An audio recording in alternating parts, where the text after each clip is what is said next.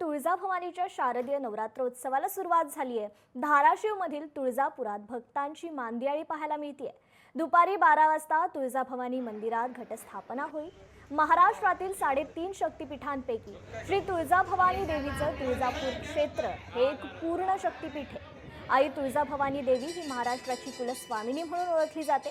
महाराष्ट्राची कुलस्वामिनी आई तुळजाभवानीच्या शारदीय नवरात्र उत्सवाला आजपासून सुरुवात झाली आहे। तर शारदीय नवरात्र महोत्सवापूर्वीची 8 दिवसांच्या मंचकीनंतर देवी पहाटे 2:15 वाजता वाजत गाजत सिंहासनावर विराजमान झाली आहे।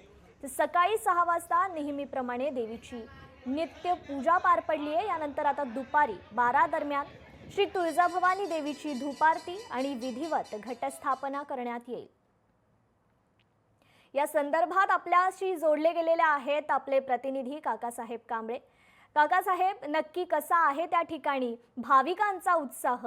तुळजापूर क्षेत्र हे एक पूर्ण शक्तिपीठ म्हणून ओळखलं जातं आणि आज नवरात्रोत्सवाला सुरुवात झाली आहे। नक्कीच महाराष्ट्राची कुलस्वामिनी आई तुळजाभवानीच्या नवरात्र महोत्सवाला आजपासून सुरुवात झाली आणि तुळजापुरात भाविकांची आता मोठी गर्दी पाहायला मिळते। महाराष्ट्रभरातून आणि देशातूनही भाविक इथं येताना दिसतोय आणि आज सकाळी भोले पाटे देवीची मंदिर मुख्य गाभाऱ्यात प्रतिष्ठापना करण्यात आली। देवीची मंचकर निद्रा संपल्यानंतर देवी विराजमान झाली आणि त्यानंतर आता दुपारी 12 वाजता देवीच्या घटस्थापनेनंतर आता नवरात्र महोत्सवाला सुरुवात होणार आहे। या तुळजापुरात आता महाराष्ट्रासह इतर आता भागातून भाविक येतात आणि या भागातून आता भवानी ज्योत ही घेऊन जाण्यासाठी लोक आता तुळजापुरात दाखल होताना दिसत आहेत आणि मंदिर प्रशासन असेल, जिल्हा प्रशासन असेल, पोलीस प्रशासन असेल, आता मोठी तयारी करण्यात आली असून आता दुपारी 12 वाजता घटस्थापना झाल्यानंतरच आता या नवरात्र महोत्सवाला मोठी गर्दी होणार आहे। निश्चितच त्या प्रकारे सुरक्षा कशा प्रमाणे घेण्यात येते, कारण भाविकांची अलोट अशी गर्दी होतीये। तुळजाभवानी क्षेत्राला असंख्य भाविक नवरात्र उत्सवात तिथे दर्शनासाठी येत असतात। पोलिसांकडून नेमक्या कशा प्रकारची काळजी घेतली जाते, मंदिर व्यवस्थापनाकडून कशी काळजी घेतली जाते?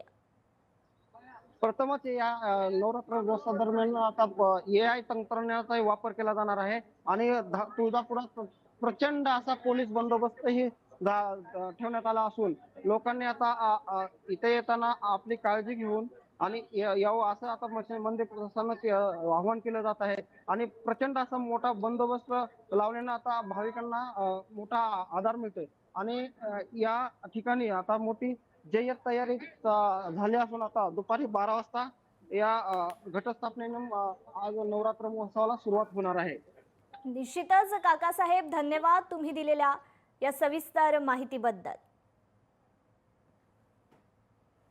तर तुळजाभवानीच्या शारदीय नवरात्र उत्सवाला सुरुवात झालेली आहे। दुपारी 12 वाजता श्री तुळजाभवानी देवीची धूपारती आणि विधिवत घटस्थापना होणार आहे। लोकशाही मराठी ऐका, पहा, जागरूक रहा।